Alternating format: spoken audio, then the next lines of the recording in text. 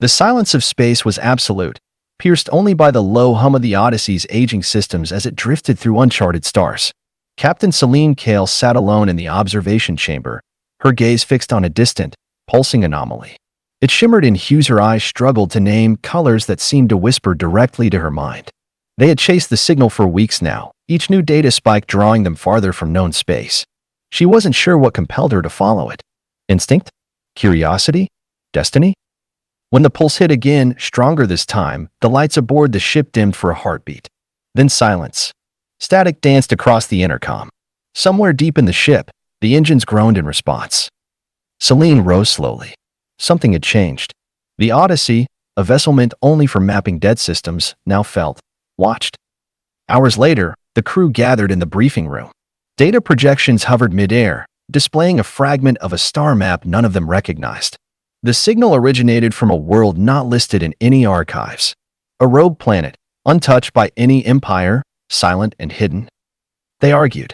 The scientist, ever cautious, feared contamination. The engineer was concerned with energy reserves. But Selene's mind was already on the surface of that world. She could feel it, like a memory that wasn't hers. She made the call. They were going in. The planet was ancient, cracked by tectonic wounds and scorched by forgotten suns. Storms circled its upper atmosphere, but a single landing site glowed faintly, just enough to guide them. They descended through thick clouds, landing near a massive stone structure that jutted from the ground like the bones of a buried god. Inside, the structure was alive with energy. Symbols pulsed across the walls in soft gold light. No dust. No decay. As if something had kept it waiting. The air was breathable, though too still. Every step echoed longer than it should have, swallowed by the silence. At the heart of the temple, they found it, the artifact. It hovered a meter above a dais, perfectly still, shaped like a fractal that shifted when not directly looked at. A hum filled the room, not heard, but felt. A pressure in the chest. A voice without words. Selene stepped forward. The room responded. Lights flared to life, revealing murals of stars, civilizations rising and falling, and a central figure, always alone, standing before extinction. She touched the artifact. And the universe screamed. Pain and light and memory collided in her mind. A cascade of images, entire planets devoured by darkness, impossible cities dissolving into ash, and beings of light fighting something unseen. A war that left no victors. Then, silence again. When Selene awoke, her crew stood over her, expressions twisted between fear and awe. Her eyes glowed faintly, pulsing in sync with the artifact. She didn't know how long she'd been unconscious, but she knew something now. Not everything, but enough. The artifact was not just technology. It was a mind, a relic of a race that came before. The Aetherion. They hadn't vanished. They had ascended, encoded their essence into relics scattered across the stars, waiting for someone who could understand. Not just to preserve what was lost, but to warn what comes next. The visions didn't stop. Each night brought more. She began speaking in languages she had never learned, drawing symbols in her sleep. The ship's systems responded to her presence. Doors opened unbidden. Power fluctuations synchronized with her heartbeat. Her crew watched with growing unease. In a hidden chamber deep within the temple, they found the interface. It wasn't meant to be discovered by accident. It only activated when she arrived. A floating ring of light, humming with power. A seat, simple, ancient, sat at its center. Selene knew what it was. A bridge. A connection point. If she sat, she would not return as she was. The decision came in silence. She sat. And everything changed.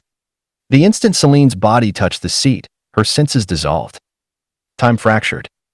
She was no longer aboard the Odyssey, nor within the temple's walls. She stood beneath twin suns on a world made of glass and sky. Cities stretched into the heavens, shaped like thoughts, constantly shifting. Beings of pure energy moved among them, fluid, elegant, aware. They didn't speak. They resonated. This was the Aetherians' memoriscape, a preserved fragment of what they once were. A final archive of knowledge, emotion, and warning. Selene walked among the echoes of the ancients, absorbing not just facts, but purpose. They had built wonders, defied entropy, conquered the decay of time. But something had come for them, not a force of matter, but of meaninglessness. It wasn't destruction. It was unmaking. A silence so complete it erased even memory. One by one, stars winked out, not from death, but from forgetting. The Aetherion tried to fight. But what do you fire at a concept? How do you shield against a force that erases your existence across all timelines? Their last defense wasn't a weapon. It was hope, encoded into artifacts like the one she had found. Each a beacon, each waiting for a mind that could interface, evolve, become. Selene gasped as she fell back into her body. Cold air rushed into her lungs. She was still in the chamber, still on the planet. But now, she was more. Her mind had expanded. She could see the probability paths of the future flickering like threads around her. The Odyssey's AI greeted her not with protocol, but deference.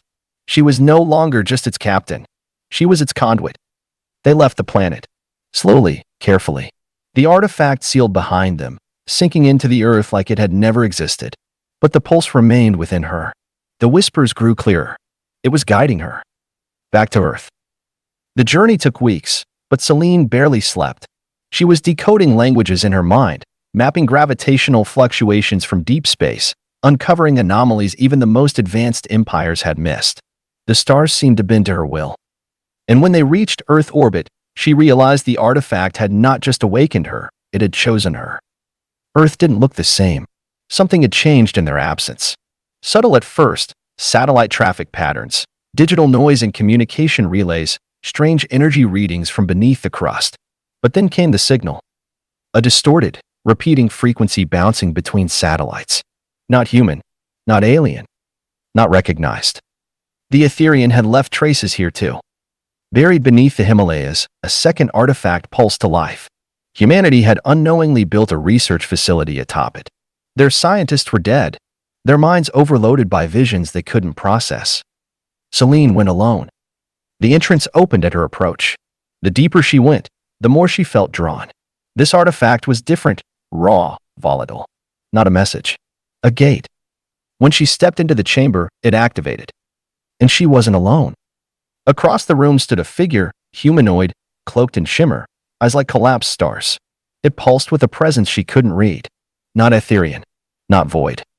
Something in between. It spoke without sound, its voice threading through her mind. A test. A challenge. A reckoning. It was the Warden. A failsafe left by the Aetherion to guard the threshold, what lay beyond the artifact network. Selene didn't resist. She opened her mind. The Warden struck. Her thoughts became landscapes.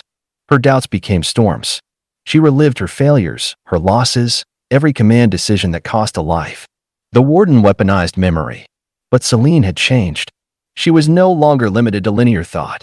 She fractured herself across outcomes, becoming a million possible versions. Each learned. Each fought. And won. When the Warden fell, it bowed, not out of defeat, but recognition. She had passed. The threshold opened. What lay beyond was not space. It was potential. A realm where timelines braided and snapped, where cause and effect played out like symphonies. Here, she saw Earth's past rewritten, its future threatened by the same emptiness that destroyed the Aetherion. But she also saw humanity's edge, their defiance, their refusal to fade. She brought that flame with her. Returning to Earth, Selene initiated a protocol shared visions through the artifact's echo. Select minds, across nations and factions, received fragments of truth. Not all believed. Some feared. Governments fractured. New alliances formed. Whispers of the Aetherion sparked cults, rebellions, scientific renaissances. And still, the void crept closer. Selene gathered a crew, not soldiers, not scholars, but awakened. Those the artifact touched. Together, they launched a final mission, to unite the beacons left across the stars, to awaken the last of the Aetherion's memory, and to find the source of the void. Because in her final vision, she had seen something the Aetherion never did. A light. Faint. Flickering. But undeniably human. The ship they built wasn't like any vessel in Earth's arsenal. It wasn't forged solely from steel and circuitry, but from resonance, memory, and starlight. The Aurora Veil, they called it. At its heart was the artifact Selene had bonded with, now pulsing with synced echoes from 4 other fragments across the galaxy. Their journey to claim each one had nearly broken them. On Zoria Prime, they lost a crew member to time dilation. On Caldrith's Maw, the gravity nearly crushed them. And at Station Theta 9, the void finally showed its face, not as a being, but a collapse. It didn't kill. It unwrote. And each time, Selene fought harder. Now, with the Aurora Veil complete and her crew awakened, every one of them touched by the Aetherian's legacy, they stood at the edge of known space. Past this point, no signal returned. No coordinates held. This was the threshold beyond the threshold. Selene stood at the helm, her fingertips resting on an interface that no longer needed words. The artifact pulsed in time with her heartbeat. "Is everyone ready?" she asked, not with her voice, but her presence. Around her, Juno, the exobiologist who now spoke in harmonic frequencies. Malik, the blind engineer who saw energy currents with his mind's eye. Rhea, the linguist who now dreamed in equations. And others, once ordinary people, now tuned. They nodded, and the veil entered the rift. What met them wasn't darkness, it was possibility. Endless, shifting. Realities branched like arteries, tangled and twitching, alive. They passed echoes of themselves, some victorious, some broken, some lost. 1,000 versions of Earth burned in silence. 1,000 more reached out, hoping they were the one that made it. But the artifact pulsed again. This was the right one. At the center of this storm sat a core, a churning singularity of stillness. Not black, not light, but absence. The void's heart. The Aetherion had tried to seal it, had failed. Now it was Selene's turn. They launched the memory core, an array of awakened resonance, part Aetherion, part human, fully alive. It wasn't a weapon. It was a story. Every memory of the Aetherion, every sacrifice, every lesson humanity had learned, every defiance, every breath, all of it encoded into harmonics and cast directly into the void's center. Time distorted. The ship groaned. Realities fractured. And Selene saw it. The first flicker of resistance. Not destruction, not victory. But the void hesitated. It had never encountered meaning that refused to be erased. Echoes that sang even in silence. Humanity's flame, irrational and wild, did what even the ancients couldn't. It made the void pause. Selene gave the final command. She stayed behind. Her mind splintered into the memory core, guiding it into the singularity.